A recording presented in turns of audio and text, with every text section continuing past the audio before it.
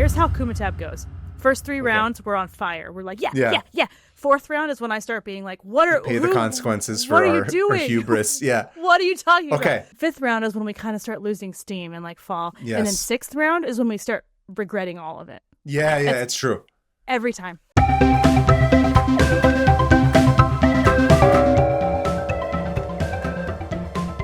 Hey everybody, welcome to 500 Open Tabs. I'm Hannah Hillam. And I'm Kaveh Taherian. Hannah, guess what today is?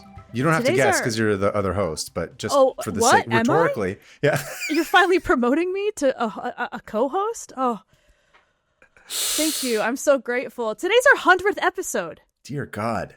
Dear Lord. Listen, we're here. We're queer. We don't want any more bears.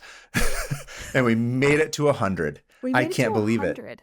Oh, I don't even know what to say about that. That's just cool. I'm proud of us, I guess. I don't know. It's funny because I was flirted watching with getting too sincere and then I freaked out. Dear Lord, don't do that. I know. That's why I watched the 100th episode of 30 Rock. Sarah just put it on randomly the other day, and I was watching it, and I was like, oh, I guess this means we have to do a clip show, like an episode where we do like looking back on all the things that happened over the first 100 episodes. We wouldn't do that to Alyssa. I don't know. No, I would never. I would try to take it on myself, get frustrated, and give up. If this was a sitcom, though, that's what we'd do. We'd go back and be like, remember that time that we talked about, I don't know, shitting or creaming jeans? Falling down an escalator over and over and over. The bog. I don't know. The bog. But yeah, 100 episodes. 100 episodes young. We're at triple digits of this show, which is crazy. That means we've done, are you ready? We have done probably 90-something book reports in 2 years. Oh, God. Awful. Yeah. Insufferable to everybody here. I'm so sorry that we rate, did that. I would have passed college. I would have graduated. That's Honorary true. degree from 500 Open Tabs. University. 500 open degrees. I don't know. I don't really have a good joke with it. But that's why we're here. And most importantly, you know what that means. It's been another 25 episodes, another 25, actually another 50 subjects, actually more than that because we've had a couple of guest episodes, but at least 50 different things, which means we have our well overrunneth with characters and locations and situations and history and insane things to draw from so that we can do our next version of the Kumitab. 500 Open Stabs. Stabs! Part 4, Kumitaforb. Yeah, that's what I was thinking. Is a 4. Yeah, I think it's Kumitaforb. That's right. That's how I thought about it as well. Kumitaforb. I will never forgive you for not doing Kumitab. And so from now on, we're going to botch every single one of these. Listen, as long as I ruined it, that's the important thing. Yes, we're back for Kumitaforb. Kumitaforb. And for those who are listening for the first time, don't. Go back like a few episodes. 100 episodes. I don't know. But for those listening for the first time, here's what this is that we go back through the last 25 episodes. I choose a bunch of people from each of our tabs, places from each of our tabs, and we have sort of like Kumite from the movie Bloodsport, where we put them against each other and see who wins and see who comes out on top for this quarter of the year, or this half of the year. And so far, we've had year 1. Who was it? Michelin Man. Yeah, I don't remember any of them, but go ahead, keep going. Okay, so the first one, Kumitab 1 was Michelin Man. Kumitab 2 was Mohammed Kordadian. Kumitab 3 was 3 lesbian the World War II Auxiliary Corps World War II women. Yes. And that's what we have. So we're going to add a 4th champion to the roster, and that's how it goes. Yeah. Is that all? I don't remember what else I think that's right. Say. No, I think that's it. I was just going to say before we get into it, just a reminder that this is the season finale of season 2, and we do have some announcements about season 3 that we will get into after this is over. So stick around. Once the Kumitab is done, we'll have some fun stuff to discuss that you guys want to know. But I would rather do it at the end than the beginning. Yeah. So I kind of just want to get into the stabbing. So without further ado, Hannah Hillam, you ready for this? Will you please begin? We should get a gong. Why don't we I know. have a I was gong? just about to say, Alyssa, can you just put a big old gong right now? Yes, welcome to Kumitaforb. We should write. Why haven't we thought to do this before? We need to have like a special like thing that's said, like a ritual at the beginning of it. Just be like, 48 to 25 episodes enter. One subject tab leaves. So many words. I can't even repeat what you just said. So This is going to be episodes 78 through 99. And it's a little shorter because the last one was a little longer. Saturday. Okay. Long. You ready for this? Let's We're do it. We're going to start with round 1, all right? Round 1. I've got some fun stuff. Hold on, I already dropped it. Perfect. Kumitab is off to its typical start of somehow things getting ruined. Just not working. So our first competitors are Ken Allen. All right. Orangutan, and Emperor Norton. Oh, I want them both to win. So, why would you do this to me? I didn't. This is they chose it. So Fate did this to me. You know what we should do? I'm just going to say before we do this, if you could just go like ding, ding, so we can link to the episode numbers about when we discussed each one of these would be fun. I've written them all down, but of course not on these pieces of paper. Oh, perfect. Because why would they be on the paper? We wouldn't need them. No, why would I? Right then. I have them right here. Ken Allen is 83, and Emperor Norton is from episode. Didn't write it down. 97. I just did it like a couple of weeks ago. 98, I think.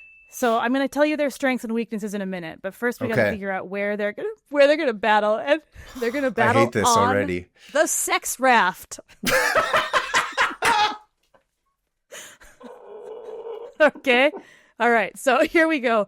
Ken Allen. We're going crazy right up front. Oh, man. Coming in hot. Ken Allen's strengths is that he's an orangutan. Therefore, he is 8 times stronger than the average human.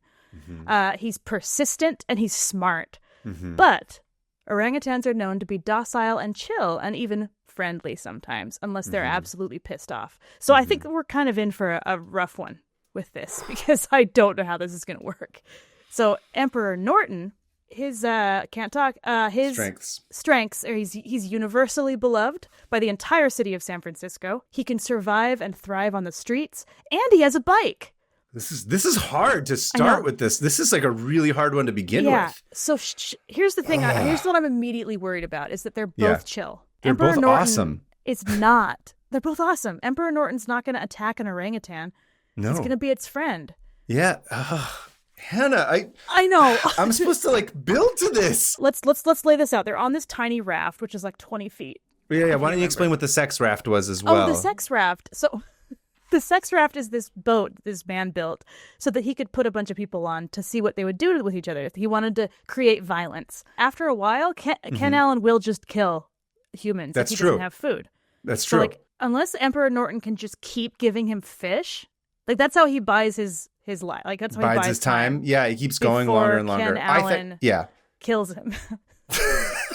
So Ken Allen just eats his face like the man flesh. Okay, let's say. Here's the other thing, though.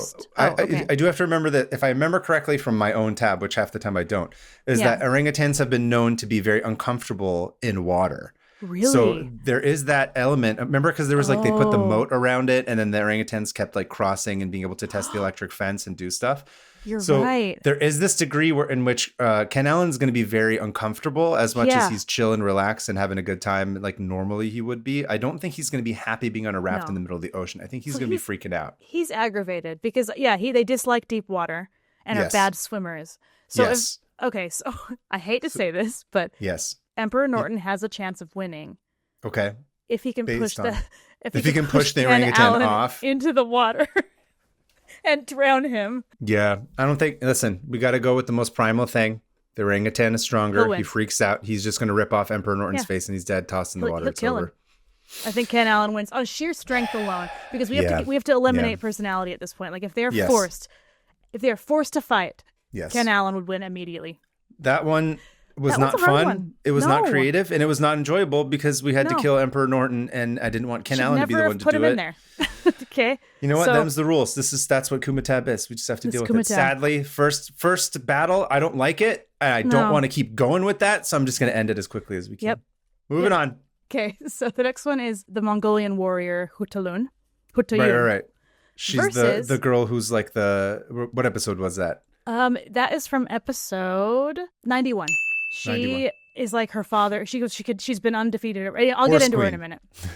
Horse Queen Khutulun and versus Mecha Jesus, which is the mechanical Messiah, but in the imagining, in the prophecy that they said once they build the mechanical Messiah, it'll become a gigantic walking robot, and it'll spawn versions of itself. So that thing.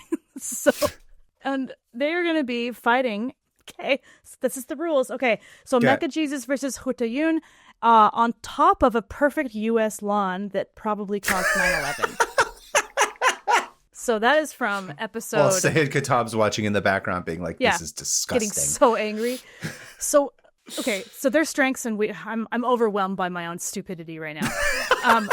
Why did I put Mecha Jesus? Anyway, Khutulun could pick up grown men, carry them away on her horse. Yeah. And she has never lost a wrestling match. She's deadly on a horse, and she's deadly with a bow and arrow. Mm-hmm. Giant Mecha Jesus, built in the 1850s by a psychopath, by a madman, a lunatic, is gigantic. It is self-replicating with smaller versions, but it's unwieldy and clumsy. Like, it's not a good robot. It's like, goong, goong, goong, Yeah. I don't remember the self-replicating part of it. You don't? To explain it, it's from John Murray Spear building a mechanical messiah using a bunch of weird magic during the spiritualist era. Yeah. And he prophesied that once it came alive as the mechanical messiah, it would grow big with arms and legs, and it would just start spitting out versions of itself to go and convert everybody to, like, peace. So that's it. And it's versus Khutulun. Okay, first of all, Khutulun has an army of horses, right? Isn't the whole thing that she had like 10 million horses from like all these suitors that kept trying to marry her? Yes, and she was like, if you lose, then I get to have all your horses. She had 10,000 horses. That's right. 10,000 horses. Imagine that on a lawn. Yeah. So here's the thing. The 10,000 horses immediately nullify the self-replicating Jesus. Because they all just fight each other. That's the thing. Yeah. As many times as the robot Jesus replicates itself, she could just go wrestle another suitor and get like 10 times more horses. So they just neutralize. Okay. So there's just no more replicating Mecha Jesuses and no more thousands of horses. So we're just the only thing, Khutulun versus this big, stupid 1850s robot that wants to convert everyone to Christianity. Yeah, it's done. Maybe you'll have a bunch of, half the horses will be, super Christian and the other half will be atheists. I don't really know. A religious war will start between the horses. Basically, they start a religious war amongst the horses. Crusades? Yes. Oh my God. There's horse robot crusades that are suddenly spawning out of this.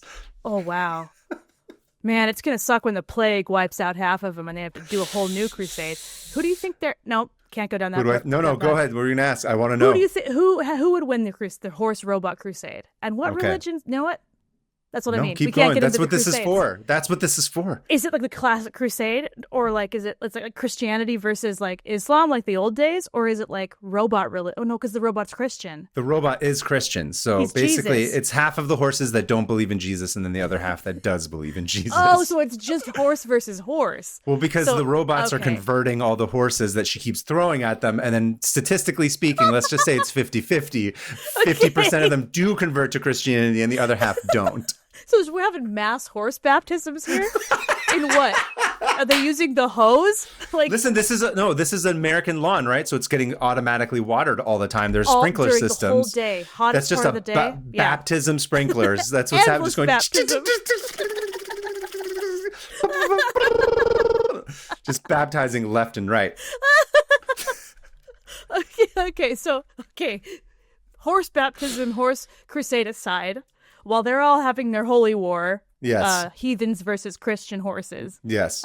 So the real question is, how do you defeat Jesus? Well, I don't know if this is really Jesus, but which I guess it is, but he's in like a robot body that was built in like the 1850s. Mm-hmm. I think it would be like the part in Lord of the Rings where the Oliphants come and they just like Legolas smash just him? wraps. No, he just wraps. He like shoots the thing around, wraps a rope around the Oliphant's legs, and they just tumble down and die. And crash. No, but what I'm saying is that even if you destroy the physical body of Christ, he will resurrect. No, I brought and he's also Christ into this. self-replicating, right? So he's just going to be in a bunch of other robot bodies. So you can't physically destroy him. So you have to figure out a way to destroy. So the only way that she's going to do this is... Where's Satan? Exactly. Are we bringing Satan into this? I'm not. Why did I bring Jesus into this? What is wrong with me? How does Jesus get defeated by Satan? Can he even be defeated by Satan? Is that a thing? I don't know. Let me think. I gotta go back to like theology classes. Yeah, this is more of your level of area of expertise. I'm so mad at myself right now. I'm so mad. Okay, for the sake of this show, this isn't really Jesus. Okay, it's just a huge the idea robot. of Jesus. It's the idea of Jesus because, as we know, they didn't actually. This machine didn't come alive. They just what did they do? They jizzed all over it and then like did some prayers. Yes. What was the term that you had? The like Jesus juice or what did you keep calling it? Jesus jizz? I don't know. You'd think I would have like researched this in preparation, but anyway, okay. Just to back up here, though, I'm gonna say that it's Jesus. It's the spirit of Jesus that lives inside this robot that's self-replicating. So no matter how many times you crush it, he will self-replicate, and then somebody else will come in its place. Therefore, ergo, the only way for her to defeat. Has she even heard of Jesus at this point? No, is the real question. This does not matter to her. She just how wants much to was kill Christianity in Mongolia at this time? At the time that she was around. So, okay. First of all, she probably saw it through traders and like what Marco so she Polo is was familiar Christian. with Jesus and Christianity too, to a certain extent. But she doesn't. It means nothing to her. Here's the thing: if that is the spirit of Jesus, cannot believe we're talking about this. I can't believe this is what's happening. So, if that has his spirit in it, if you could destroy the physical form of him, then the spirit will go somewhere else. I don't think Jesus is going to kill some lady. No, but here's what I think she will do, because this is what she's very good at, is that she makes a deal where she says, we're going to have a wrestling match on this lawn amongst all these mass baptisms that are happening. And she says... With Jesus? With the robot Jesus. With the mecha Jesus. She's like, we're going to get into a wrestling match. If I win...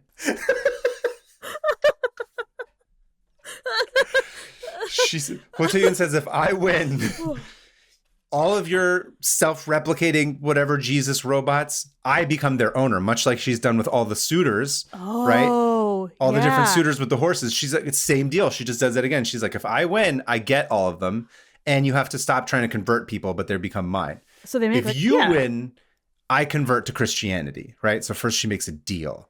Because once she's converted to Christianity, the robot Jesus theoretically will move on to something else. But this is her plan. This is her plan, okay? But she's not one for planning or statecraft. It's her dad that does that. She's just the muscle. I thought she was like really good at figuring out stuff, and he wanted her to like be king and shit, no? Oh, you're right. He did. Right? He loved that. He wanted everything for her. And she also, no man ever beat her at wrestling, like ever. And you know what Jesus is? What? A man. He's a man at the end of the day. He started as a man at the end of the day, yeah. But this is a robot Jesus. Well, we're going to say, here's the spirit of the Lord is in this robot. It's in this mechanical, stupid looking robot from the 1850s. I think she can bring it down easy. I think she takes it down easily. Yeah. And I think she doesn't kill him. She shows him mercy. But then she now has self-replicating robots, a bunch of Christian horses, and a bunch of atheist horses that are now all part of her. Her army's gotten bigger. That's my point. I'm already crying. So she absorbs the power of Christ? Yes. So can she self-replicate into tinier versions of Khutulun now? No, I think she now can, she that's part of like her army now. Yeah, I think she just, she doesn't need one. She just has Jesus going around doing whatever, the robot Jesus self-replicating for her needs. Okay. As she moves forward and continues doing whatever. That's my thought. I do think that my gut says Khutulun wins. Yes. Simply because at the end of the day, that's a big clunky robot that was built by a lunatic. Yes. And its only desire is to convert. It doesn't actually want to win and be like a war.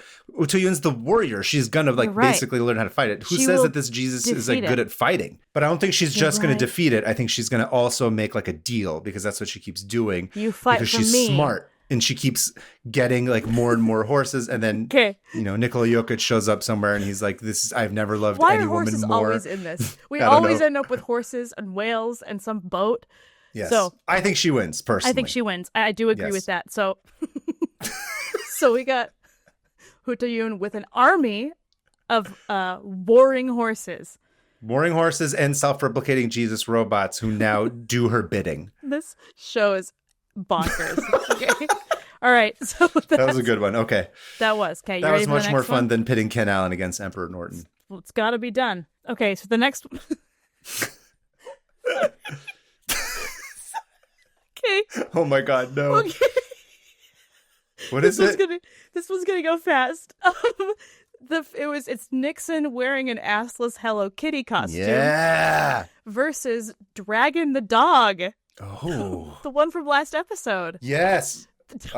Remind everybody about Nixon and assless Hello Kitty costume. This is a deep cut because I vaguely remembered we did talk about Nixon. And I had to go back and figure out which episode. And Alyssa helped me. She was like, it's the Halloween episode, of course, because we were all insane. So there's a part where I talk about how Nixon used to be part of the JCs. Right. And that the Boy Scout club or whatever is what it was. The big boy, the like adult Boy Scout dork club that ran haunted houses. And we talked about how if Nixon ran a haunted house, he would be dressed in his Pepsi costume. And you had this is all very important because this is how we got here. And you mentioned earlier that you had found a bunch of Hello Kitty merch at Pearl Harbor. At Pearl Harbor, right. And one of us said, or he could be wearing a Hello Kitty costume. And then another one of us said, and it needs to have the ass cut out because everything he wears has the ass cut out. Okay? So that was where that came from. Okay? So we have okay. This is like the Pepsi costume. He has no use of his hands. Yes. Oh, no, he does, because Hello Kitty has hands. Oh, right. Hello Kitty does have hands. But it is a Hello Kitty costume. Nixon's in it, and it has his ass. So he is protected without the ass. Yeah. And then Dragon the dog, just listen to the last episode. He's the dog that was like the John Wick of dogs, and he went after the murderer of his owner. Here are their strengths. Nixon has a armor, sort of, like a big, thick mascot costume. And that's about it. And... manipulative as hell, don't forget. Super manipulative, but this is a dog. And the dog can kill a man or scare a man very easily. Mm-hmm. He's fueled only by vengeance. Mm-hmm. And his weakness is that he's smaller than a human. Yeah, yeah. And so let's figure out where they're going to be battling, all right? At the November Rain Church. Oh, no. Inside the church or outside the church? Both. Either. Well, what do you think? No, inside the church. In the middle of the wedding?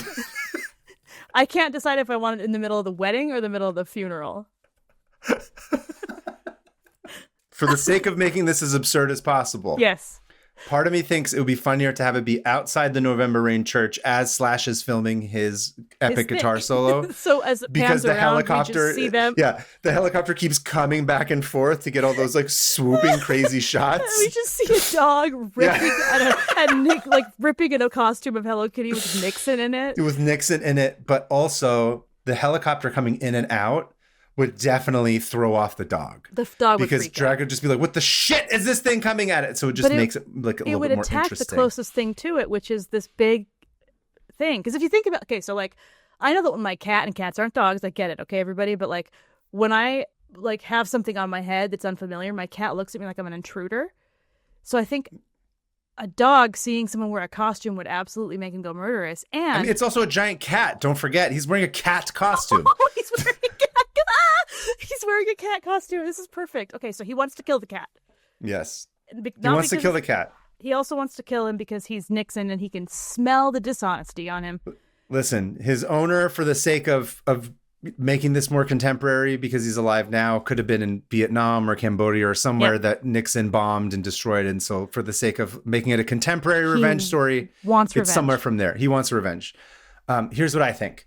Okay. I think Nixon comes out and the first thing he does is that he sits because he needs to cover that barren, white, pale, hasty, Republican pale, ass. Just pancake. Yeah, exactly. Yeah.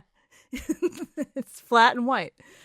Because he knows that's his weak spot. Because otherwise, if he's wearing a giant... That's his here's the other ass. thing. Yeah. Did we say that before? I don't remember. Nope. I made that up right now. Are we... Okay, we need to also figure out another thing, which is... Okay. Is this like a Hello Kitty costume where it's like he's looking through the eyes of the Hello Kitty face and like that's where it's like mesh kind of and like that's where you can see? Or is this like one of those ones where it's cut out of his face and then like the rest of the Hello Kitties around it? Do you know what I'm talking about? I keep picturing it as the mesh, where the head is gigantic, because that's what Hello Kitty's head looks like. Yeah. So it's got this gigantic, unwieldy head, and he's looking out through the mouth or the eyes with the mesh. Because the other thing I was going to say is, isn't Hello Kitty's the eyes are kind of far apart. Yes, they are. So he'd just be looking at like nothing in the front. He would just essentially be wearing like a blindfold. Do you think he should be blind? It's kind of funnier that way, but in that case, let's just have his face cut out, because that's how we did with the Pepsi costume. Okay, so, right. It's true. It wasn't going to be covered that way, because otherwise you can't see it. So it's Nixon's face in a circle with the two eyeballs on the right and left, and the ass cut off. Yes. And remember, the Hello Kitty head is gigantic, like huge, out of proportion. First things first, Nixon. He doesn't even care about the dog that's attacking him. Right now, he's just pissed because he has to hear that goddamn rock and roll being played, because Slash is like delivering one of the greatest solos of all time, which I'm sure Nixon hates. Hated it. Because to him it sounds like some hippie bullshit. Yeah. And look at his hair. That guy's hair is long. He's cut your hair, hippie. Yeah, you're like, bunch of goddamn hippies everywhere doing drugs. Yeah, so I think the first thing he does is actually he tries to go attack Slash. Does he attack Slash? And just Slash would immediately kill Nixon easy. I don't know. I think he's kind of drunk. Oh, you're right. I don't think Slash knows where he is. Slash doesn't know where he is, but the next thing you know, in the middle of this solo, he's getting attacked by Richard Nixon in a Hello Kitty costume.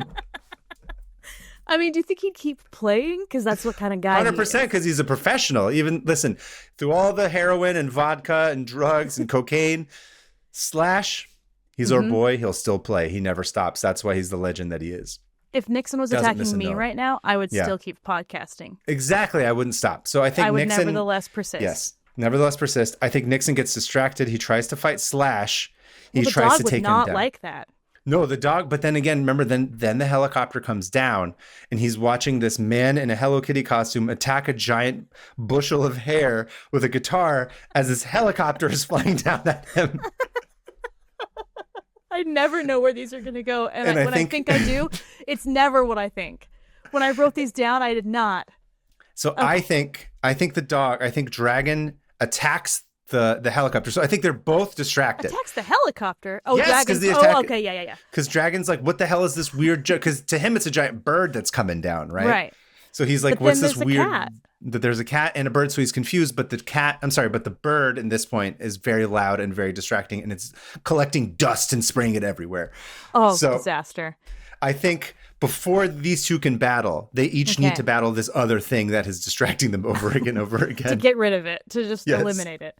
Okay, so I think the helicopter would just fly away, and then... No, but then I think that Dragon jumps and just tries to attack the helicopter, and he bites the leg. Why you know, is like the it little down feet? That low? I don't know, it just is. Down that low.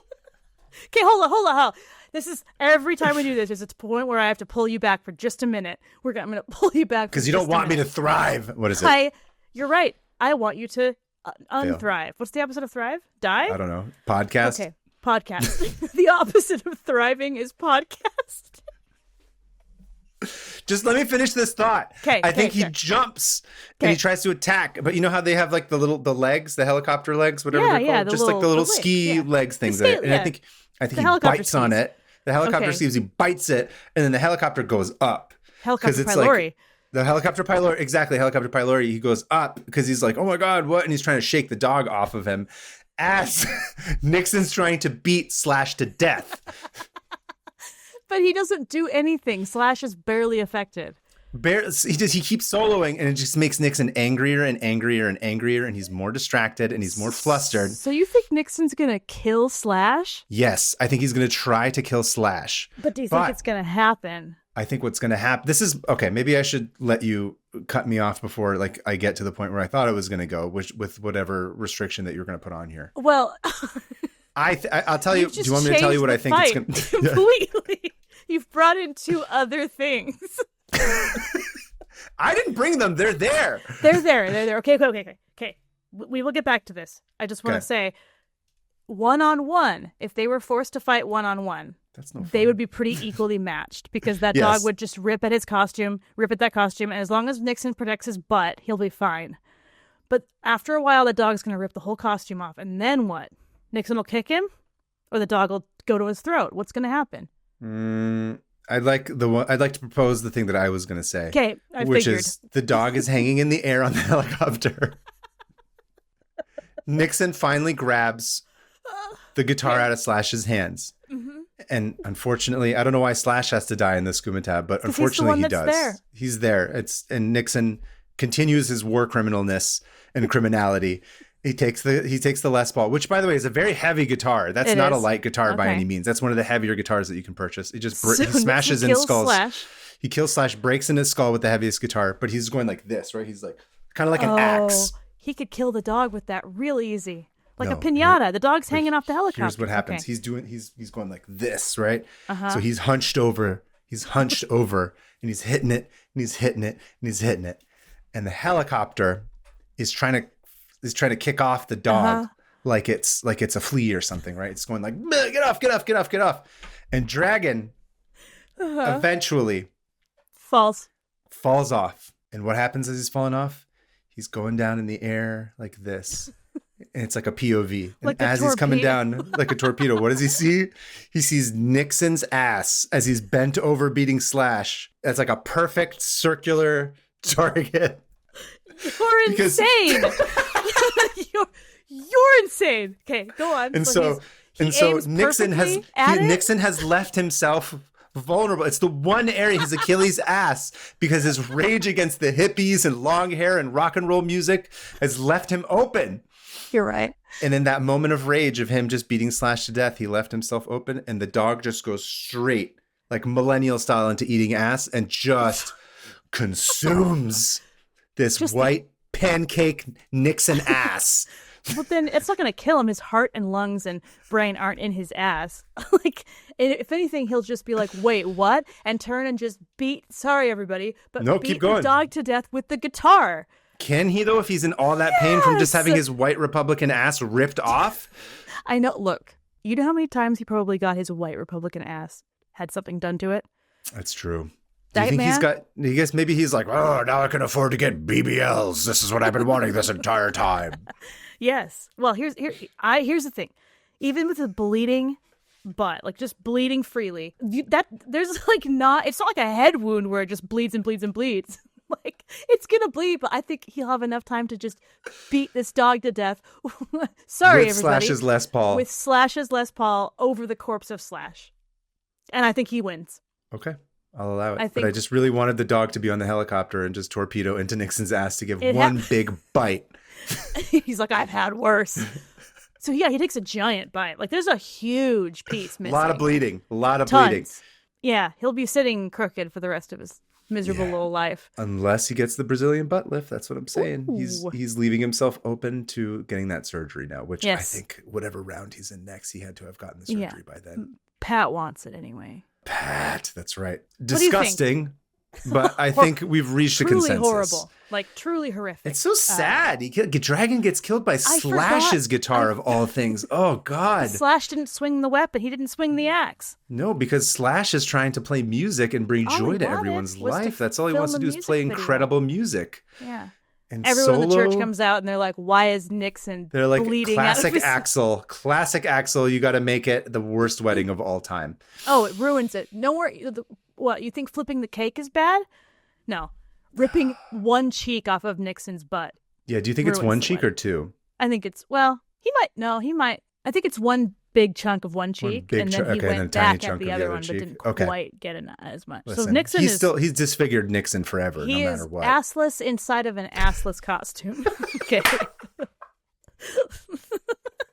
That sounds like a sort of poetic redundancy of like how meaningless life is. I feel like an assless man and assless chaps.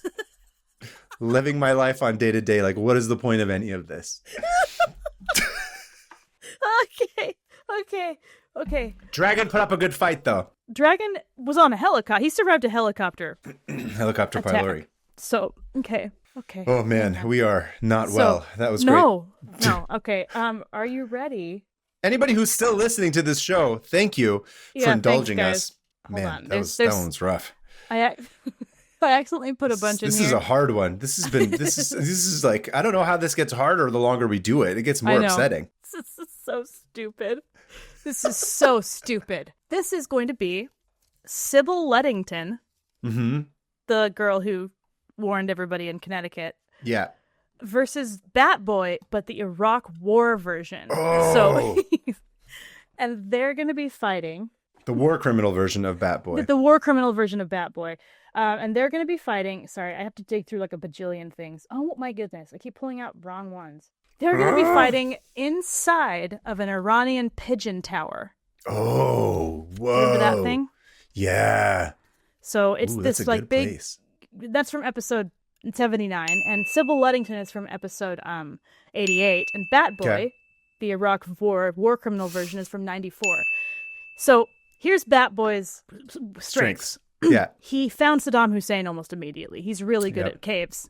Yeah. He can fly, right? I assume I think he can fly. Yeah. He can fly. Yeah. And he is willing to go be a war criminal for George Bush. Mm-hmm, mm-hmm. Here's his drawbacks. His weaknesses is that he war appears... What?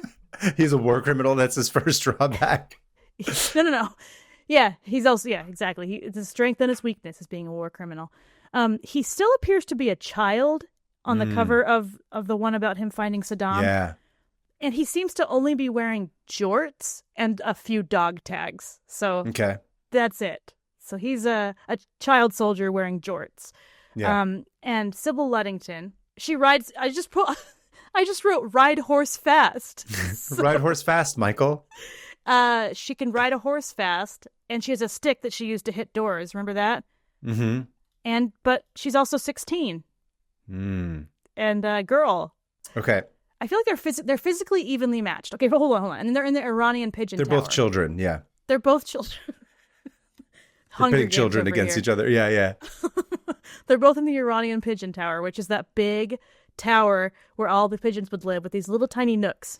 And so they could kind of be used as like footholds, you know?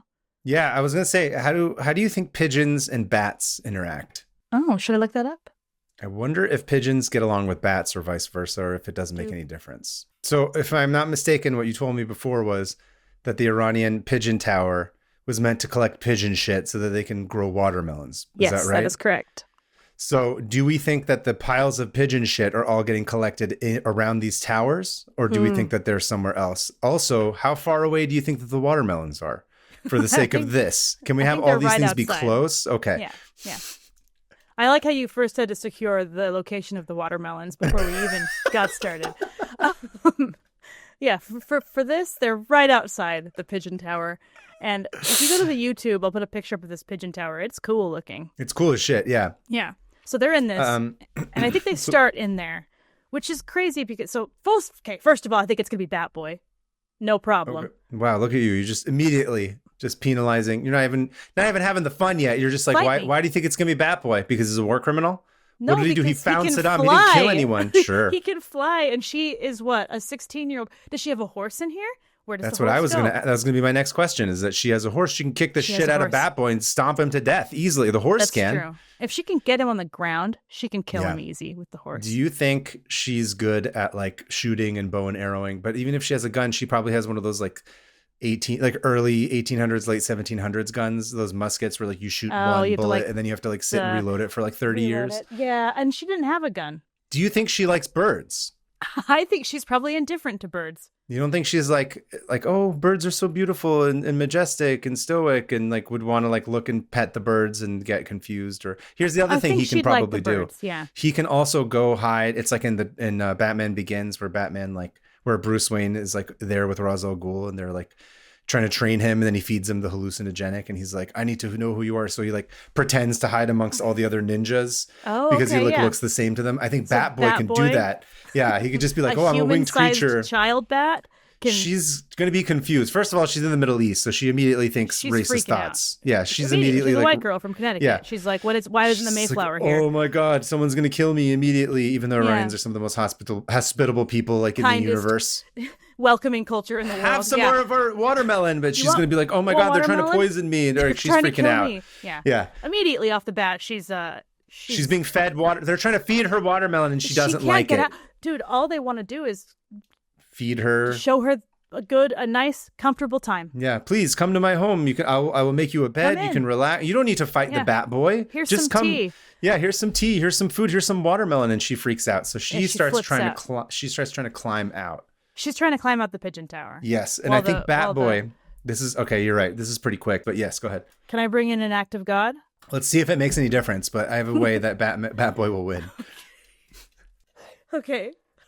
They both eat a thunderclapper pill. What, is that the one that shits everywhere? Yeah, the historical laxative. Which they're in a pigeon tower. It's already covered in poo. I think they need to just feed it to the pigeons, really, for the sake of a run. I think okay. This one's hard. I don't like this one. It's boring. I don't think it's boring. I think what Bat Boy does is that he's got wings and he kind of looks like a bird. She's trying to climb out. Yeah. And he goes and he pretends to be one of the pigeons and he like hides in one of the little pigeon holes. And then she's like, oh, like trying to get all like up there and like out. Yeah. I don't know why she's climbing it, but for some reason this story the way she gets away from the hospital. She has to get away from all the Persians trying to feed her and take care of her and get her home safely. And they're like, oh my God, are you alone? Holding out bowls of watermelon salad and insisting she eat it. Trying to take care of her, be like, you can be part of our family now. We love you. It's fine.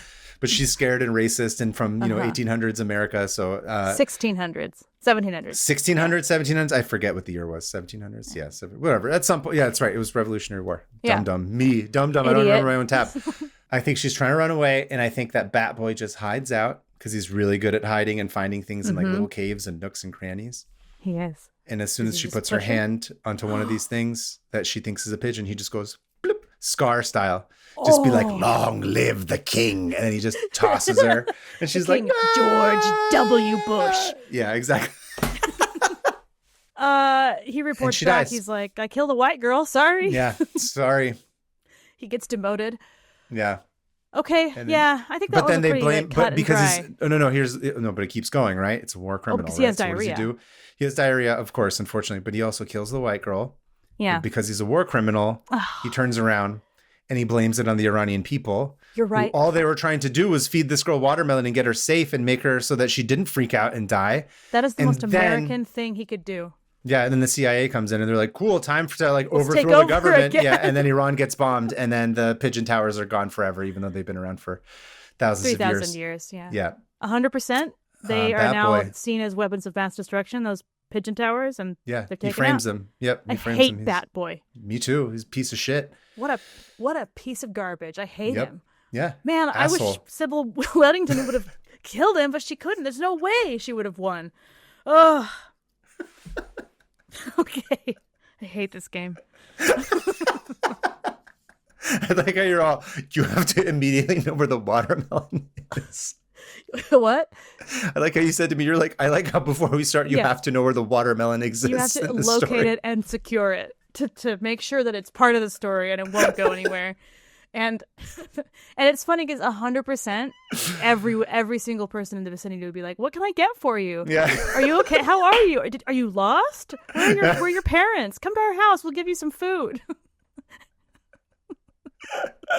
That right there is the last 70 to 80 years of U.S.-Iran relations. Yeah.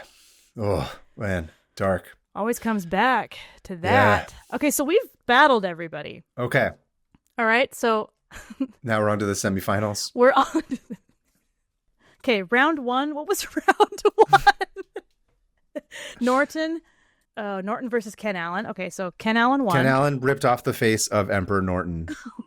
Then Khutulun beats Mechanical Jesus and then absorbs his army. Then assless Richard Nixon beats Dragon to death with Slash's Les Paul. And then Bat Boy kills Sybil Luddington and creates more war crimes in the process and gets... It makes the conflict in the Middle East even worse. Yes. Oh, wow. Man, we're bonkers, dude. What's wrong with us? Awesome. Okay.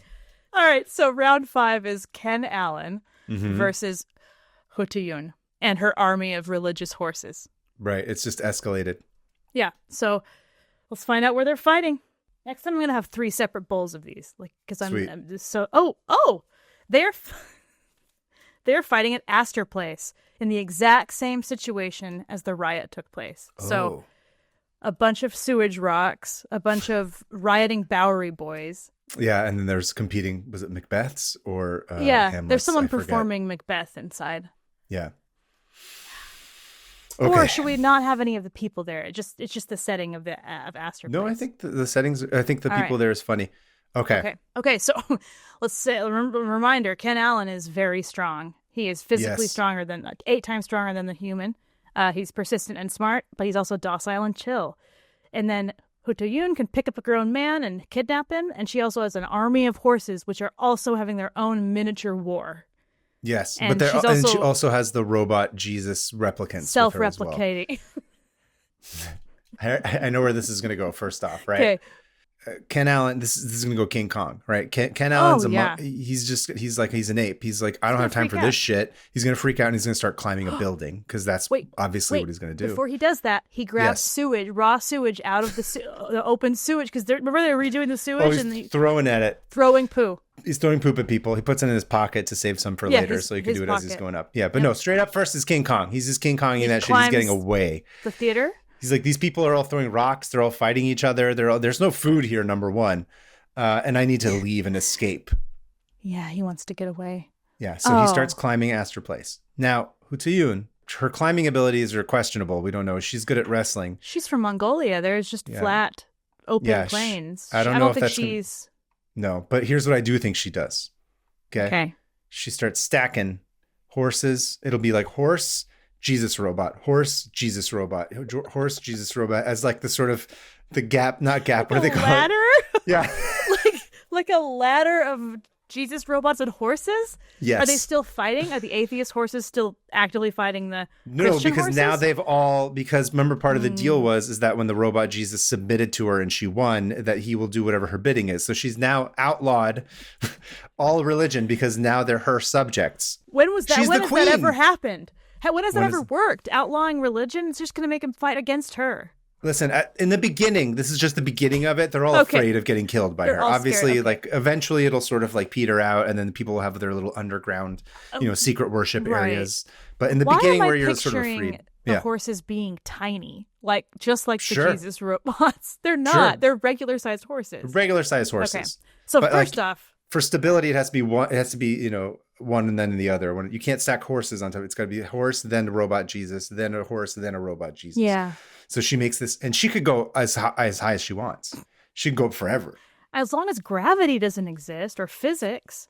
They're robots. They're just they're all going to adjust based on like whatever needs to happen. So if they need to go more stiff or if they need to adjust based on like weight or like whatever. Does she? Okay. So first, right off the bat, we're making a human ladder. Okay. Not or a human ladder, a robot horse ladder. Okay. But what? Okay, I'm sorry. You've I'm free falling right now. Did I break your brain? Just grab onto the human horse, grab onto the horse robot ladder. You can pull yourself back up. I'm gonna try my best, but okay. I think that before they even make the ladder, the Bowery boys who are freaking out are gonna be like, "Free horses! This will be better." They're all gonna hop on these horses. But there's enough horses to go around. I think that the Bowery boys could just start. Even if they have the horses, they're just gonna use it to like attack English people and people in the opera. This is the part of Kumitab where I break. where you push the laws of the universe and the rules of nature. I get too stupid even for you, or you're just like, you've lost me at how dumb this is. No, it's because all the strategy games I've ended up having to play with a bunch of people over the last 10 years has changed me just enough to be like, but that's against the rules. And it's like, no, I need to. There are no rules. Risk. Look, I would love playing Risk if I could have like a bunch of Christian horses battling robots instead of former Christian horses. Don't forget. Oh, sorry, these are now maybe they can be agnostic at best. Yeah. All right, maybe they don't take away religion totally. Animism or whatever they believe. Anyway. Okay, you know what? Let's say revision. Freedom of religion in Khutulun's horse tribe. Thank you. And if they wanna worship Jesus, they can, or if they don't, that's okay too. But the important thing is that everyone gets along, right? Because we have horse ladders to build. We don't have time for you people to argue about who the one true savior and God is. We need to be able to climb this ladder. We need our leader to climb this ladder in order to fight Ken Allen. Okay. Just a sec. I gotta figure out what day of the week this was on, because if it's on a Sunday, then we're gonna lose a lot of our horses. Okay. Thursday. We're good. There's no religion that has Thursday as a Sabbath day. Okay, so it's okay. We're good. The horses are... Horses are going. She's climbing the ladder. She's going all the way up. Continue. I heard myself saying it. I'm like, this is the dumbest thing I've ever said. Okay, so let's say that she's climbing a ladder made of horses and robots, okay? Okay, and does she have her bow and arrow? Yes. Okay. Because here's the thing. She's not going to be able to jump onto the side of the building the way that Ken Allen... Exactly. So Ken Allen... And she does, but Ken Allen can just keep swinging from building to building. He's just going to jump across. There are no buildings to swing to. I mean, there's the Astor Place. I mean, are they not? Oh, that's a good question. I don't know how high the building is at this time. Look, I'm going to show you. I'm sending you a picture. Oh, can you actually see the cityscape? Yes, you can. And there is barely anything there. Well, I don't like this. That's not as funny. So I think they're going to end up fighting on the roof. Okay, they'll fight on the roof. Yeah, so I think she gets up there, but by then Ken Allen's already thrown a bunch of poo at her and he's throwing like, shit rocks. at everybody, yeah, and rocks and shit. But do you think she'd even get up the ladder, or is it going to be like Helm's Deep, where he just pushes the ladder down every time until Gandalf comes? I feel like we haven't really used Ken Allen's talents yet. We talked about him freaking out on the boat and then biting the face off of Emperor Norton. But don't forget, he's very coy. Number one, he's smart. He can dodge. He can. I don't think he would just push her off the ladder. I think he would make her think that she's going to be okay and then do something else while she's not looking. I think so too. I think he lets her come up, and I think he pretends like he's like, oh, look at this screw that's over here or something that's like holding this building together. So he creates a diversion where he's like, you should worry about this. Yes. He builds his own ladder. Remember, he's really good at building ladders? That's true. I think he builds another ladder. He climbs down.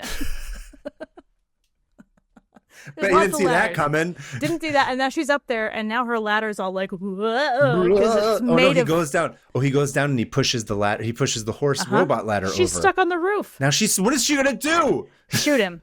Yeah. She's gonna shoot him. Is that her style, or she wants to wrestle him? I think she keeps trying to run away. He keeps trying to run away because she wants to wrestle, but he doesn't want to do that. Okay, and so maybe he throws a rock and smashes in the head of a Bowery boy and then takes the outfit of a Bowery boy. It's like herding cats. Yes. So he basically pretends to be a Bowery boy, being like, down with England. But he's orange and massive. And, Okay, so he kills a Bowery boy. Let's just say he's going to kill some people. They're going to get in the way. Okay. You know what? We don't have to overdo this one. She's going to shoot him with an arrow and he's dead. I think that's it. You think? Yeah. Should we bring in an act of God? We can try. Well, let's see what it is, just for the sake of it, and see if maybe it changes anything. But I think that's basically all it's going to be. The KGB tries to kidnap both of them. Yeah, I don't really know what that's going to do. They would just kill the KGB. So. Yeah, and they'd send him into space.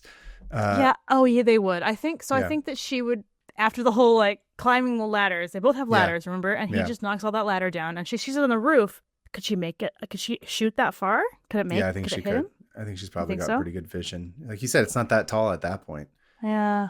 So it might actually even be easier for her to see because it's a good vantage point instead of being amongst all the chaos. She has a clear. She has she's like a sniper. Oh, Ken Allen. He didn't. Yeah. Think So that Ken far Allen ahead. sowed his own demise. Yeah, and he got shot. Sorry, Ken, you're dead. Sad. I don't like when animals die. I don't like when anyone dies in Kumitab for the most part because we cover a lot of people that we like, but there's also people that we don't like. Which, by the way, I'm excited to hopefully kill Batboy. But you think Nixon can kill Batboy? Oh, is that the next round? Yeah. So. Oh shit! The next round is Nixon Kitty. Hello, Nixon Kitty. Versus Batboy War Criminal Edition. War Criminal versus War Criminal. Oh, this is going to be tough. But their outfits are bad. Remember, he's well. First of all, Nixon's bleeding still. Do you think he's bleeding, or has he gotten the BBL? I would like, for the sake of, if you'll allow me this, I would like him to have had a Brazilian butt lift. So it's gigantic. It's like just poking out. Supple. THICC. Thick. Thick. Yeah. Feel free to draw that, everybody in the Discord. Nixon with a thick, supple booty, just like a Pixar bubble. Mom. Like just a Pixar ass mom for dump days. Dump truck ass. Just poking perfectly out of this hole. Yes. Okay, because remember, he's still wearing the costume. Mm-hmm. And there's still blood on the costume. Oh, well, let's just put that in there. He didn't clean it. So it's Nixon and versus Batboy, who, again, is a child and is only wearing jorts. So, but can fly. Okay. So they're going to fight inside of a Stu Leonard's. Oh. Okay. So we got Nixon versus Batboy in a Stu Leonard's, okay? With all the Chiquita Banana robots, everything, all of it, okay? And whoever wins this will go up against Khutulun and like 10,000 horses. So let's see. So we're at a Stu Leonard's, all right? I'm thinking. How do we start this? I mean, first off, I don't think there's anyone in there. There's just food and aisles. And so Nixon is going to be like knocking stuff over because he can barely like control the costume, right? Yeah, his butt is just knocking stuff over because it's gotten so large and he hasn't quite adapted to the size of his ass yet, like the actual physicality of his body. He's not used to it extending as much. So I think also the important thing to remember about Stu Leonard's is that, remember I was saying it's like an IKEA where it's like it's one linear path that you have to go. No, it's not a maze. It's like you go straight. Oh, okay. But what I just mean is that like you can only go one direction really in it. Crazy. It's just a big loop. Maybe so Nixon keeps trying stuck in there in the loop. Well, he's trying to like sneak up on Batboy, but every time he does try and sneak up on him, his ass knocks over like a bunch of like cereal. I don't know, cereal or like bananas or like fried, some sort of like iced tea or something. And so like he's already lost the ability to be slipping on the iced tea, slipping on all the stuff he knocks over. So wait, I don't want Batboy to win, but he already has an advantage. Do you think if Batboy bit his new BBL, it would pop? Yeah, and I think Nixon wouldn't feel anything, right? Actually, what's a BBL made of? It's not silicone anymore, is it? Is it not? I don't actually know. I thought they stopped doing those, but maybe that's not the right. Now I have to look it up for the sake of the show. Important for the podcast. We need to know what a BBL is made of. It takes your own fat from another area. Oh, but he has no fat. They'll find a way. They'll find it. Okay. There needs to be another part of his body that is way weaker now. Sunken in and caved. I guess his gut. It's caved. So now he's got like a 6-pack. This is straight up Ren and Stimpy. I didn't realize that's what they do. Yeah. So 6-pack Nixon. Okay. 6-pack Nixon, giant BBL butt. So I think he's knocking stuff over. He's knocking stuff over. His ass is made of flesh, his own flesh. He can't really do it. He can't do anything. What is the Batboy strategy though? Is the thing. I think that Batboy. Both of them they're not fighters as much as they are just trying to like manipulate and because they're both war criminals. So Batboy would listen to Nixon because he's a president. That's true. And Batboy's a bootlicker. That's true. Yeah. So Nixon would try and recruit him the whole time. He'd be like, listen. Here's an award. Here's a medal. Okay? You're on my side. I've been thinking about getting rid of Henry Kissinger. I'd like you to be my new Secretary of State. I think that he would immediately bend to Nixon. Yeah, I think you might be right. I think Nixon doesn't even have to try that hard. I think he just has to get him close enough and then Kissinger did the worst job in Cambodia. And then he'd just be like, I need you to go in and find the Viet Cong. I need you to find Ho Chi Minh.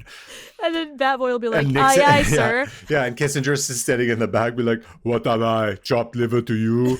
Even after all I've done. Kissinger's there? Yeah. Always. Kissinger's there. He's the one who did the BBL surgery. Yes, exactly. He performed the surgery. And he did a great job. Yeah, and he's basically just like, no, Mr. Nixon, please don't stretch out the BBL. It's too soon. He's all concerned. He's like his nurse. He's his assistant. He's his assistant, yeah. He's there to help him when he can't. No. Here's what he does. He says, Kissinger, he's like, Nixon's like, Batboy, I need you to come take over Cambodia. I've even brought my friend Henry Kissinger to show you I mean business, right? And that's when Kissinger shows up and he's like, Batboy, only you can save American democracy.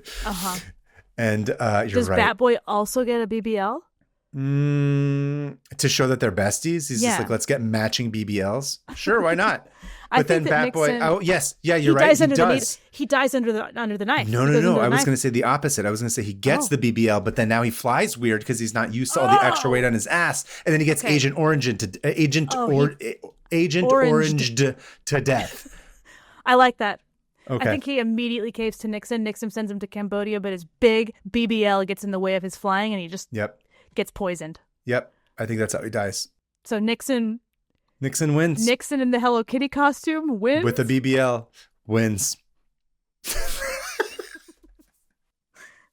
And that grocery store is a mess now. It is. Yeah, and then he gets himself a frozen yogurt at the end of it to celebrate. Does he? Yeah. Yeah, he has to eat it through the costume. Oh no, he has a little hole in his costume. Yeah, he has the hole in his face. Yeah. Kissinger buys it for him. Kissinger buys him the frozen yogurt. He says, "Good job." Yeah. because he's his handler. Yeah, exactly. Okay. All right. So we have Nixon. Are we on the final round? Yes, we are. We have BBL Nixon versus Khutulun, the Mongolian warrior princess. With 10,000 horses. And who have religious freedom and a bunch of self-replicating robots. Here's the thing. Okay, hang on. I got to pick a place, okay? Okay. They're at the Yalta conference. In the room that they all talk, that circular room. Have you seen that one where room? They're all banging and 69ing? Yes. Is that what we said? Yes. Okay. So they got to get through Yalta FDR. Orgy. They're battling during the Yalta orgy, all right? Okay, so they enter this room, and everyone's awkward, right? The big three are like, uh-oh. It's an orgy, right? So if a person in a giant Hello Kitty costume interrupts your orgy, you're going to feel weird. I can imagine. Yeah. Okay, here's my first question. Okay. So they're in this room. Not all the horses can fit in there. Right. So my first thing is these three presidents, right? Yeah. Or sorry, I guess the dictator and the prime minister and a president. They untangle their limbs from each other. Yeah. And from they're in the middle of sucking each other off. And then they look over and they see this Nixon's BBL. Now, at this point, they have never seen an ass that big, never, that round, that supple. They try to pull him in. That's what I'm saying. I'm like, do they find it appalling or do they find it like the most invigorating, beautiful thing that they've ever seen? I think that they're in the height of like it. Anything goes. They're like, let's pull. Yeah, let's get this in here. Bring it. No, anything goes. So they're So I'm saying between that and Khutulun, who, by the way, to them is probably like the most beautiful, intensely gorgeous, like this warrior princess. Yeah. Right. Where do they go? Or are they like both? Are they like, I don't want to have to pick. They'll this try is a with buffet. Both, but she's going to wrestle all of them to submission. But here's the thing. She's good at wrestling like one at a time. Is she good at wrestling a bunch of horny, narcissistic, crazy presidents 4 at a time? How did I know this would end with the presidential orgy? I just knew it. Jizz is flying everywhere, by the way. I don't want to bring that. No jizz. No jizz. I'm sorry. Okay. They have no jizz. This is finished. Literal jizz fest is what we've manifested. Okay. So I think that they're going to try to invite both of them in. And Nixon's going to say... Are they going to invite them or are they going to try and aggressively recruit them? They're going to... No, Nixon, look, no one handles Nixon lightly, I don't think. Who makes the first move? Who makes the first move? Stalin. Okay. What does Stalin do? Stalin just pulls Nixon into it. I think, can I say for the sake of just to make this more personal to you, I think the first thing that Stalin does when he goes over to Khutulun, he says, hey girl, this is what I used to look like. And he puts out a picture of young Stalin. And suddenly she's like, oh my God. Although I will say, we never actually decided this on the show. We never mentioned this. But her refusal to ever marry and never wanting to be with a man and always wanting to like keep to her own quarters. There is an argument to be made of her queerness, of her sexuality being something kept private. I think so. She did end up marrying somebody, but it was some like random guy. Right, but that doesn't mean really anything at that time. So it could have just been that she was secretly, had bisexual or gay tendencies or whatever, or maybe was asexual. Who knows? What her sexuality is hard to gauge in this situation if it would play one way or another. Well, she's in battle mode. She's like, I'm here to kill. Yeah. And Mongolian warriors don't take that lightly. They don't just get distracted. Like they had an empire for a reason. So if she sees a bunch of like white dudes like going at each other, even with young Nixon, young Nixon. She sees a picture of young Nixon and she's like, no, thank you. Young Stalin, is what I meant to say. I don't think she would. I think she would just see him as like a guy to kidnap. I think first, she comes in on a horse. I think here's what happens. Nixon joins in and everyone's obsessed with that new BBL. Are they all just doing ass play while Nixon just stands there? I'm not going to go into that. We're not going to go into what they're doing. Everyone in here, everyone listening to this can imagine. They can write their own fanfic. We're not going to write it this time, okay? You're no fun. But yes, okay, fine. Continue. No, go ahead. But kind of like what you were saying earlier, though, the room is small. So unfortunately, we can't bring in all the horses and all of the, of the robot Jesuses, the G's-I. Jeez, we can bring a lot of them in. We can bring in at least a couple. So let's say they're all going at it. And then what does Khutulun do? She probably just kills Nixon in the middle of him. Every single person in there. Ends the war early. It's not as fun to say that, but it's probably the way it would go. It's not fun. It's not as entertaining, but that's probably how it goes. She'll be shocked enough to watch. She would be shocked and confused and being like, what is happening? And all those Christian horses are going to avert their eyes. Yes, of course, because they're still decent. They don't believe in premarital sex. They're still good Christian horses. Yes, I think they're going to be appalled by all of this that's happening. But the robot Jesuses are also going to be appalled. She's got too many Christians with her. So... Do they start trying to convert? Maybe the robot Jesuses barge in and they're like, this is too, we've been silent long enough. No matter how much we have to submit to you, and we still have our decency and we have to convert in the middle of this orgy to get them to stop. But John Murray Spear was all about That's true. He was also all about orgies. So maybe that kicks in and then they start joining in on the orgy. Everyone Okay.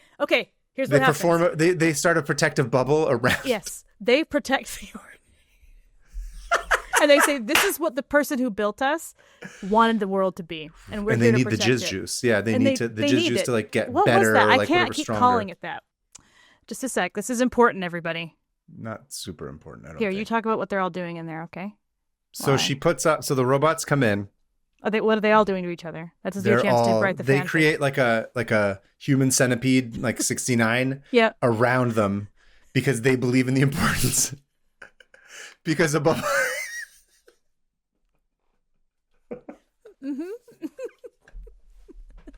to protect. It's not a human it's a robot Jesus centipede. Just a robo centipede. Because they cannot allow the Nixon ass play to be interrupted before a climax is reached. I'm sorry, Mom and Dad. They're not listening. Do they listen to this? No, not at all. I'm just My in dad general. Might. I'm sorry. I'm sorry, Dad. I have to take this where it goes. That's my responsibility, is that I cannot back down. Yeah, okay. At the very least, because we know that the juice is the thing that keeps them going, right? That's canon. That's a fact. Universal fluid. Universal fluid, exactly. They know that they cannot stop universal fluid from being mined in the midst of it. So they have to at least This might rip a hole in like space-time continuum? In what way? I just continue. Think that I want to know. Universal fluid through like the power. The most important people of the 20th, or sorry, the most impactful people of the 20th century. I think this is going to have more power than the atomic bomb. I don't know, man. Do you think they climax all at the same time? Of course they do. That BBL reset the whole thing, and they're all at the same level. The second that BBL comes in, they're all the same pace. All right. Okay. So, and that. What is happening? I can't tell you how much I don't know what's happening.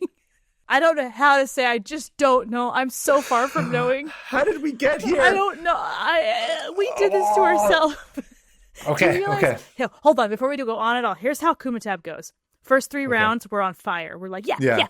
Fourth round is when I start being like, pay the consequences for our hubris. Yeah. What are you talking about? Okay. So there's a 4th round. Okay. I'm not done. 5th round is when we kind of start losing steam and like fall. Yes. And then 6th round is when we start regretting all of it. Yeah, it's true. Every time.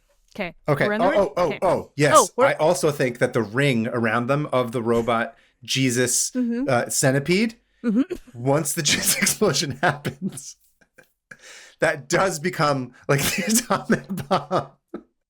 So they all die? No, that becomes the one ring to rule them all.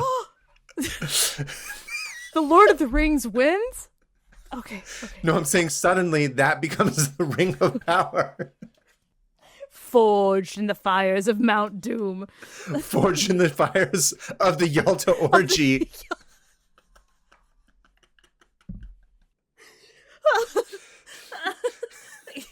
For those of you who don't know, we did talk about this being an orgy last time we talked about the Yalta conference. So I'm like dizzy. We're almost done. So everybody, we're going to go through this. The explosion happens. Okay. Now we have the one ring to rule them all because it's infused. It's infused. Yeah. With all the most impactful leaders of the 20th century onto the robot Jesus ring. So what happens to all of them? Are they made like, are they like to the next level of like Nirvana, like powerful, or are they all obliterated immediately? No, I think then now all of a sudden the power has been transferred to this ring. Then it becomes a battle. I think they all join up as a mech. Yes. So like, I think Nixon's ass, and then like FDR's head, and then like Stalin's arms, and then... Okay, so we've got Churchill's legs, Nixon's torso and ass, Stalin's arms, and sure, Roosevelt's head. Okay, Roosevelt's head, and they're all wearing the ring of power as like a belt, and now they have all the combined powers of some of the worst and best. Don't click on subscribe. Take your finger away from the mouse where you're about to click on subscribe. Just don't do it. Okay, please don't. Stay subscribed. Stay with us. We'll bring it home. Okay. So I think you're right. I think we have a mecha warrior of all these presidents and leaders versus But now all of her robot Jesuses are gone. So now she just has her horses and her. Yeah. How big is this robot? How big is this? I mean, it's like 10 feet tall, probably. It's like the size of all of them merged together. I don't think it's like the size of a city or anything. I think it's like a good regular 10-foot tall. Okay. Protected by. Should we bring in an act of God? If you would like. I don't know. I think we all know how this is going to end. But go ahead. You never know. You think Nixon bot will win? Yeah, I think so. Hold on. Are they all wearing a big Hello Kitty costume? Oh, right. They're still wearing it. At least the midriff part of it, which is where Nixon's body is. I guess, You know what? FDR is going to wear the helmet, the Hello Kitty hat, because he thinks that's where like he needs head protection. Yeah. Can't believe it. I can't believe. Oh, my. Oh. What would you want to bring in an act of God? Just Hail Mary. Hail Mary, act of God. See what happens. Okay. The act of God is everybody takes a shot of cocaine anesthesia straight to the spine. What happened when they did that? Did they like? They went numb. They went numb from the waist down. I don't think she can beat the narcissism and insanity and psychopathy of like. Here's the thing: if she shot arrows at them, they would just like, if Nixon dies, then the torso is dead, but everything else is fine, right? No, he just turns around and he fucking and he just turns around and deflects it with his BBL. It just bounces right back at her. Fine. I can't believe I'm saying this, but I think Nixon in the Hello Kitty costume fused with the President of the United States, the Prime Minister of the UK, and Stalin wins Kumitab. With the belt of robot Jesus, one power, one ring to rule them all. I'm declaring a winner? Held together by chins. What? You're right. Yeah! Wow, the power of love. That was the dumbest Kumitab we have ever done. I'm so proud of how stupid that was. That got so dumb. It was the dumbest thing that you and I have ever riffed about. Ever. Dear Lord. Do you want to hear the runners up? Yes. So we could have had a haunted house to fight in, or a locker room, or Sushi Row. Oh, right. Sushi Row would have been Gotham fun. City. Oh, right. Or a Ren Fair. That would have been fun. Ren Fair would have been a good one. And the Midnight Cave. Oh, it's all like in dark or whatever. It's dark forever for a month now. And then people, we had runners up. We had Billy Possum, the outlaw, the possum himself, and then the entire band of Guns N' Roses. Oh. Which would have been fun. And then the last two acts of God were a Carrington event happens, and there's a bunch of razor apples. And where's the other one? And that's it. Man. So those were the runners up. Okay, so we got to name this thing, because here's the thing. That was, I'm like, I don't even know what just happened. I don't either. I went through a whole, like a roller coaster of every emotion known to humanity. Yeah. Wonder. Here's the thing. Wonder most of all. That was beautiful. Yes, I agree. You wove an insane story. You also wove the insane story. We did it together. Look at us. Look at us. Creating art. AI could never come up with something that idiotic and pointless. I mean it. AI could never.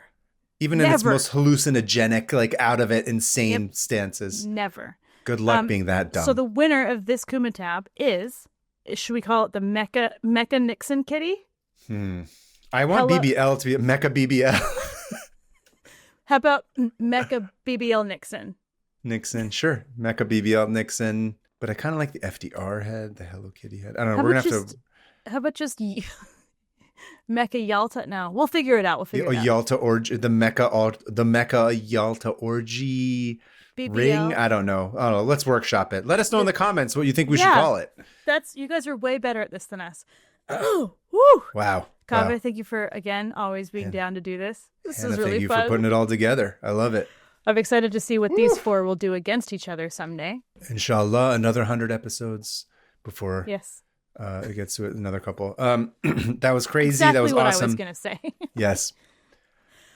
Ooh, I'm like exhausted. Yeah, that was, and we went longer than we normally do too. Yeah, it was. A couple items of business before we go. You had it. Okay, so this is, as we said, it's our season finale. Season 2's over.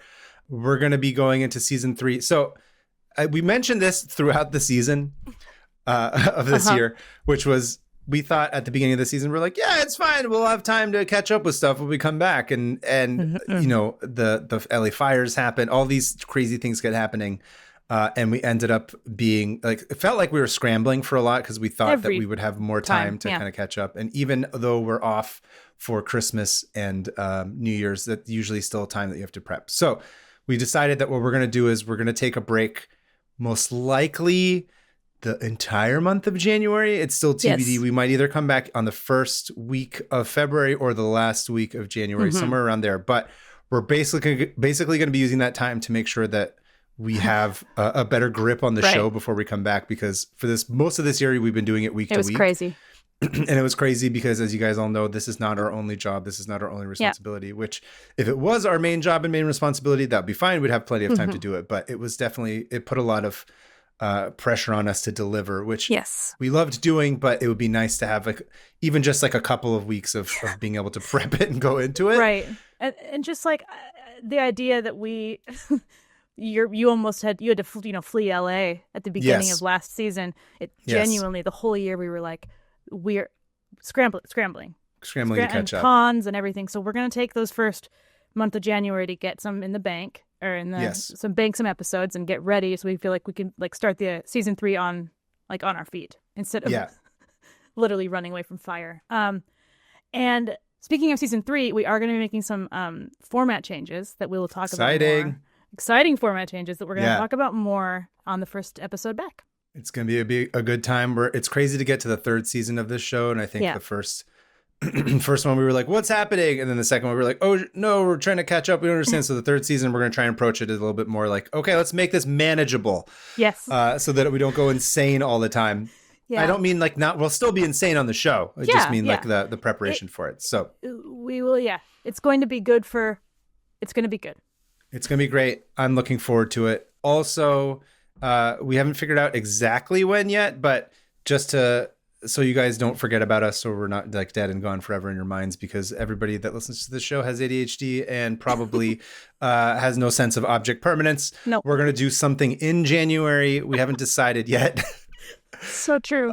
Either we'll do like a live stream or a live watch. We'll do something so that that we're still around. We're not going away completely. We'll just be not releasing episodes exactly for that month. Of course, Christmas and New Year's, usually we're not producing new ones anyway. But again, don't panic. I know last time on the last show on Musical Spinning, at one point we were like, weren't sure we were going to come back, and everyone was like, oh my God, did they end the show? Like they didn't quite know. So we're basically saying this up front so that you guys know that like we're not ending the show. Yeah, we're not ending the show by any means. We're actually just trying to make sure that we're ready for it when the new season starts, which is going to take a little bit of time. Oh, and sorry. So you can keep up with when our live streams are. Follow us on Instagram and on YouTube, because we will be live streaming from YouTube.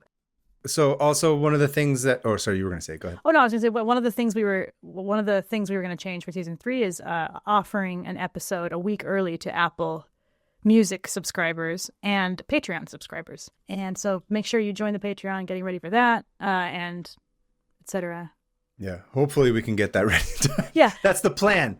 The plan is to get all that stuff. Cut that out. Okay. Yeah. I don't know how this, look, San Jose could catch on fire next. Who knows? Knock on wood. Forbid. Knock on wood. Hopefully that doesn't happen. But yeah, we don't know. But in the meantime, sincerest of thanks to all of our listeners for, going on this the most idiotic journey imaginable by like today, especially.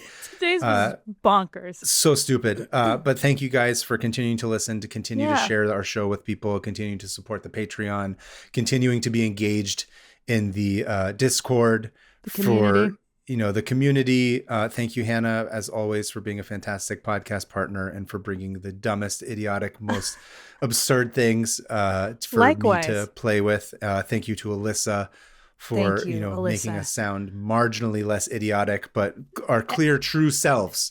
You guys don't even understand. Alyssa has the magic touch. She is the magic that makes this sound good. Yes, agreed. Like there was one week I think where we did it that she wasn't able to, and I'm sure you guys didn't notice, but we did. We were like, oh. Thanks. That was the one that I cut. But anyway, it was good. It was good. I'm not insulting you. I'm saying that Alyssa is that magical. So thank you, Alyssa. She is magical, yes. And thank you too, Kaveh. You've been an awesome co-host. It's been so fun. This season was fun. And I'm excited to see thank you to all the guests that were on this year as well. We had some fun ones. We have some ones in store next year that are going to be hopefully even weirder and dumber and funner and getting more smart people and just making them less smart on our show and just bringing them down to our level. But yeah, I'm excited. Yeah. Like we already brought New York Times bestselling author Amal Tara down to our level. Arguing about The Ring, which came back in this episode, which is great. Yeah. Oh, you're right. Do you think Nixon could digest The Ring? Yeah, I think he can. Do you know how much milk that guy's drank and how much cottage cheese and how much of those terrible martinis? Sluice of milk. If that guy could digest those tortilla chips and that Nixon meal from the restaurant with a martini, he can drink. He can digest anything. It's nothing to him. Oh wow. Yeah, I guess is there anything else we wanted to talk about before we signed off for the year? No, just happy holidays or whatever, or Happy New Year. Happy New Year's, happy holidays. The New Year and that time of the year, and follow us on everything, please. That'd be great, especially YouTube, because we're so close to 1,000 followers, and then we can, have 1,000 followers. And then we can be making the dozens of cents, tens of cents. So we can make some tens of cents on. Anyway, so follow us and then, of course, interact with our stuff. Join the Discord. We haven't been plugging the Discord lately, but it's fun. It's a blast over there. Yes. Link is in the and the Patreon, of course, as well. If you enjoyed all this and if you want to continue to support the show, please go to patreon.com/500opentabs. But yes, make sure you do follow us on all these places so that you know the announcements of when we're coming back and whatever event we end up doing in the meantime, in the interim. Mm-hmm. But I guess that's it. Thank you guys for an excellent season. I'm excited to come back and have it be even dumber next year, 2026. Maybe that'll be our year. Maybe that's the year that we become. Hearing you say 2026 made me panic. Yep. Great. Long live Robo Nixon and his beautiful BBL. I'll see you at the I'll see you at the Dickie Nixie Soviet pool party orgy with the BBL. All right? Yeah, he's going to be wearing a thong. You know that for sure. He's going to be showing that thing off. Won't be able to see the obviously won't be able to see the thong at all. But it's there. And Stalin's there. It's truly a Soviet pool party. Oh my God, you're right. Yeah. Amazing. Do they all have BBLs? Probably at the pool party. Maybe he might convince them now that they have like the 21st century technology BBLs, and listen, we'll figure that out next Kumitab. Where are you going to see me? There as well. The Dickie Nixie Soviet BBL pool party with everyone wearing thongs. Awesome. Bye everybody.